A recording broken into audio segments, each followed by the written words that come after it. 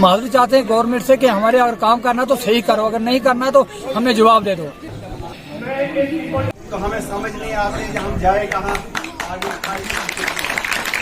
सरकार की कोई बात नहीं, अगर उससे टारगेट रहेंगे हम तो उनसे हम निपट लेंगे, लेकिन विलेज हुआ उसका हमें कोई मुआवजा नहीं मिला कि क्या हुआ था। जो काम कराए थे वो भी उनका भी कोई पता नहीं लगा कि जो काम रखाए थे उनका कोई वो काम हमें नहीं मिले। इसी वजह से लोग आज भी नहीं आए कि हमने जाकर अपनी मजदूरी की दिहाड़ी क्यों दौड़े और जाकर वहाँ बैठकर क्या करेगा।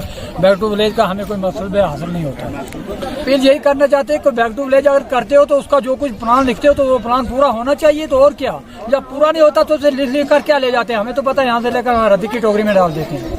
जनाब अगर वो तफसील में बताऊं तो बहुत लंबा टाइम लगेगा। जनाब हम आजाद गरीब लोग हैं, हमें हर एक चीज की जरूरत है।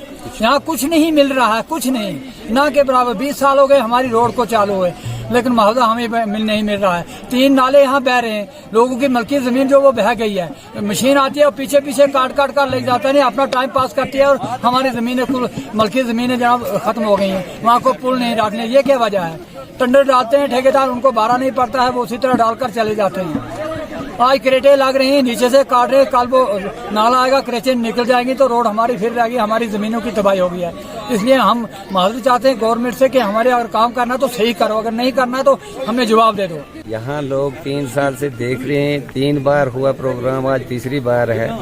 यहाँ कोई डिपार्टमेंट किसी को समझाता नहीं कि क्या स्कीम है और क्या काम करना है। तो 3 साल में इन्होंने किया भी क्या, आज इनको देखने को क्या आएंगे। इसीलिए तो आए नहीं लोग, इसीलिए तो आते नहीं भाई। क्यों ऐसे क्या बेफजूल में जाकर वहाँ दिन तोड़ना। 2 बार इससे पहले हो चुकी बैक टू विलेज, तो काम तो कोई हुआ नहीं। आज यहाँ तो कोई एक महकमा मतलब हमें स्कीम दिखाने को तैयार नहीं।